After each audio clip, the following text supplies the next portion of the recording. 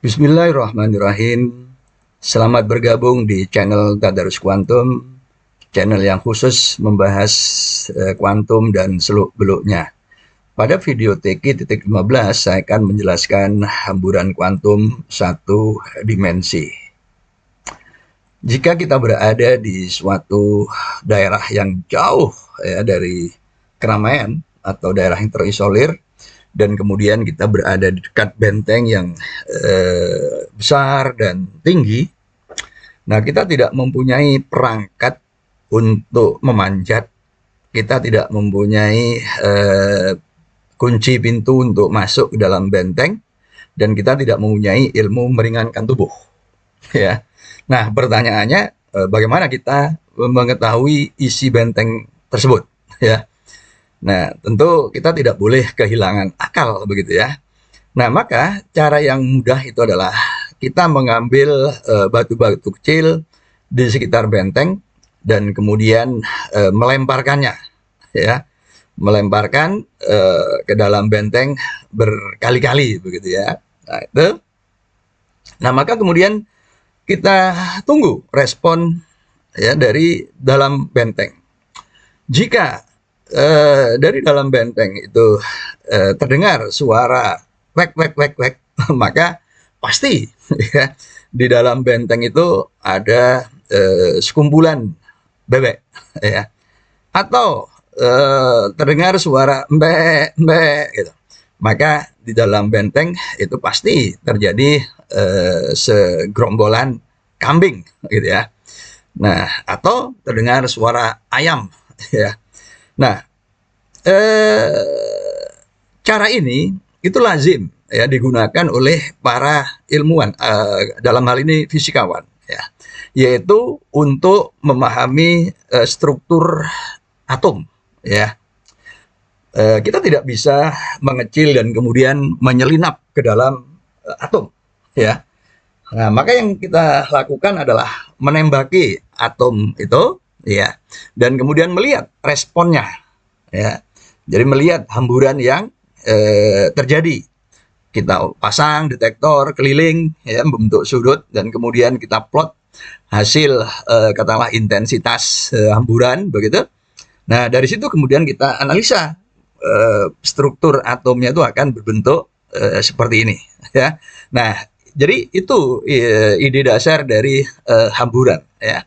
Nah, selanjutnya mari kita lihat dalam kasus paling sederhana, yaitu kasus satu dimensi ketika partikel ditembakkan dari kiri dengan energi E ya, yang melewati penghalang setinggi V0 selebar 2A ya. Ini ya. Maka solusinya sudah kita bahas pada video TK titik 14 ya. Nah, maaf, video TK titik 13 tunneling effect ya. Nah, sekarang kita lihat apa yang terjadi kalau energinya itu lebih besar dari penghalang V0 ya. Nah, maka tentu solusi di daerah 2 itu berbentuk sinusoidal ya, dengan Q kuadrat itu adalah kuantitas positif seperti ini. Nah, selanjutnya kita terapkan syarat kontinuitas, kemudian kita evaluasi hubungan koefisien A untuk daerah kiri dan koefisien F untuk daerah kanan ya, seperti yang kasus yang sudah kita lakukan ya. Maka kita dapatkan koefisien transmisi, atau ya kita gunakan hasil koefisien transmisi ketika energi itu kurang dari penghalang V0 ya. Nah, sekarang kita tinjau kasus ketika energinya itu lebih besar dari penghalang ya. Nah, dalam kasus ini maka Q kuadrat itu menjadi negatif ya, karena V0 kurang dari E. Nah, kalau ini kita tuliskan dalam bentuk seperti ini ya, minus Q besar kuadrat, maka Q kecil itu akan sama dengan I Q besar gitu ya. Nah, itu. Nah, dengan Q kuadrat itu ya bentuk seperti ini. Nah, dengan hasil ini ya Q ini selanjutnya adalah kita substitusi Q kecil itu ke dalam sinus hiperbolik ini. Ya, kita tahu definisi hiperbolik X itu adalah seperti ini. Nah, jika kemudian kita masukkan ya sinus hiperbolik IX, maka ruas kanan itu adalah eksponensial imajiner ya. Nah ini kalau kita kalikan I per I itu menjadi I sinus X kan gitu ya. Nah, jadi dengan demikian sinus hiperbolik kuadrat ya, maka jadi ini akan sama dengan ini gitu kan. Sehingga kalau kita kuadratkan hasilnya adalah minus ya. Minus seperti itu. Nah, sementara Q kuadratnya itu sama dengan minus Q besar kuadrat. Ya kan seperti ini. Nah, jadi sekarang koefisien transmisinya itu penyebutnya ya berubah.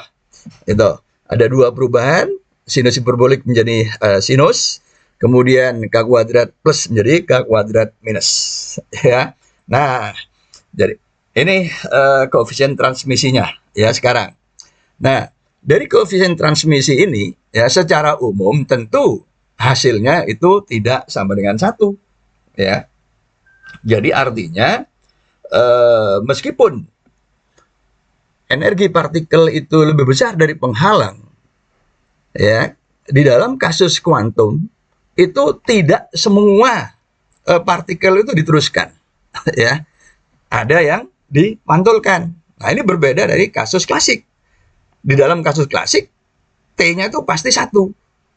Jadi semua diteruskan kalau energi partikel itu lebih besar dari potensial penghalang, gitu ya. Nah, ini kasus kuantum, ya. Nah, jadi tetapi T itu akan sama dengan 1 jika ya di penyebut ini ada sinus itu ya, yaitu sinusnya sama dengan 0 ya, sinus sama dengan 0. Kalau sinus sama dengan 0 berarti 2 QIA itu sama dengan NP ya, NP, sehingga Q sama dengan itu. Nah, maka kita kuadratkan ya dengan N1, 2, 3 dan seterusnya ya. Jadi transmisi itu akan sama dengan 1 ya jika E itu sama dengan EN itu sama dengan energi sekian. Nah, ketika hamburan itu seperti ini, yaitu ketika semua partikel diteruskan, maka keadaan ini disebut sebagai resonance state ya. Jadi tetap ada situasi partikel ketika ditumbuhkan ke potensial V0 selebar 2A itu akan diteruskan ya ketika energinya sama dengan ini. Nah, ini. Nah, selanjutnya kalau kemudian kita bandingkan dengan hasil terdahulu, yakni ketika energi kurang dari penghalang ya, maka kita peroleh kurva yang seperti ini ya. Jadi sumbu horizontalnya itu adalah energi partikel yang ditembakkan ya, sumbu vertikalnya adalah koefisien transmisi ya. Nah, ini. Jadi ini ketika jadi ada dua kurva yang merah ya.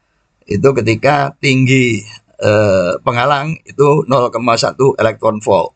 Sedangkan yang kurva biru itu ketika tinggi potensial 0,3 elektron volt ya. Jadi ada perilaku transmisi yang berbeda ketika energi kurang dari penghalang dan energi lebih besar dari penghalang ya. Nah, itu. Jadi itu penghalang. Nah, sekarang apa yang terjadi jika penghalang ini dibalik ya? Ini. Nah, ya. Jadi ini tadi kita punya hasil kan? Ya, itu. Tapi sekarang kasusnya ini dibalik ya. Nah, jadi begini. Potensial itu jadi begini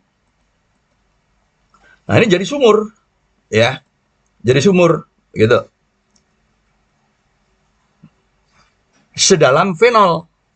Nah, maka V-nya sekarang, energinya sekarang sembarang, ya, energi sembarang, itu, yaitu positif. Nah, ya. Nah, untuk kasus seperti ini, ya, sekali lagi kita bisa mengevaluasi atau menghitung T itu dari awal dengan fungsi gelombang kanan, tengah, dan kiri, dan kemudian syarat batasnya, kemudian syarat kontinuitas diterapkan, maka kita akan peroleh T. Tapi dalam konteks ini kita akan coba lihat, ya, bahwa perbedaan transmisi dari kasus yang tadi penghalang dibanding sekarang kasus sumur itu sebenarnya hanya pada nilai Q saja, ya. Jadi Q-nya itu sekarang di sini bukan lagi E kurang V0 tapi E tambah V0, ya. Karena kedalaman sumurnya V itu sama dengan negatif V0, ya itu. Jadi dikurangi min. Nah, jadi positif. Jadi koefisiennya itu berbentuk persis sama. Hanya saja Q-nya itu bukan lagi E kurang V0, tetapi E tambah V0. Ya. Jadi koefisien transmisinya itu sekali lagi persis sama. Ya, persis sama. Tapi tentu akan ada yang berbeda. Karena sekarang untuk V0 yang untuk energi yang lebih kecil dari penghalang sekalipun, ya, itu memperlihatkan perilaku yang seperti ini. Jadi ini berbeda. Jadi kalau pada kasus penghalang kalau kurang dari V0 itu yang kasusnya adalah kasus tunneling, ya, menerobos potensial. Kalau ini enggak, ya, ini jadi kurvanya pun itu berbeda. Nah, sedangkan untuk energi yang lebih besar dari penghalang itu mirip, ya, mirip. Nah, itu. Jadi dengan mengetahui perilaku transmisi dengan energi kurang dari V0, maka kita bisa membedakan, ya, bahwa kasus ini adalah kasus hamburan untuk potensial yang negatif, ya. Sedangkan yang tadi itu untuk potensial yang positif, ya, sama-sama kotak tapi yang tadi positif, yang sekarang negatif. Itu berbeda di perilaku koefisien transmisi ketika energinya kurang dari penghalang. Nah, pada kasus yang awal kita juga membahas yaitu potensial tangga, ya, dan koefisien transmisinya juga sudah kita dapatkan, jadi bisa dilihat di video TQ.12, ya. Nah, kita dapatkan bahwa koefisien transmisinya itu seperti ini, ya. Kita tahu kalau energi kurang dari V0, transmisinya tuh 0, ya, sepenuhnya partikel itu dipantulkan, meskipun partikel itu masih bisa menembus penghalang potensial sampai kedalaman tertentu delta X, ya, tetapi tetap pada akhirnya akan terpantul keseluruhannya. Nah, tapi ketika energi lebih besar dari penghalang, itu kita peroleh T yang seperti ini dan kurvanya seperti ini. Nah, ini, ya. Jadi artinya kalau kita tahu hasil katakanlah eksperimen, ya, pengukuran eksperimen, maka kita bisa mengetahui struktur potensial yang menyebabkan hamburan itu seperti apa. Jadi inilah ide dasar hamburan, ya, ini dalam kasus satu dimensi. Tentu kasus yang lebih realistis itu adalah kasus 3 dimensi. Jadi itulah hamburan satu dimensi dalam konteks kuantum. Terima kasih. Insya Allah kita bertemu kembali di video TQ.16. Salam.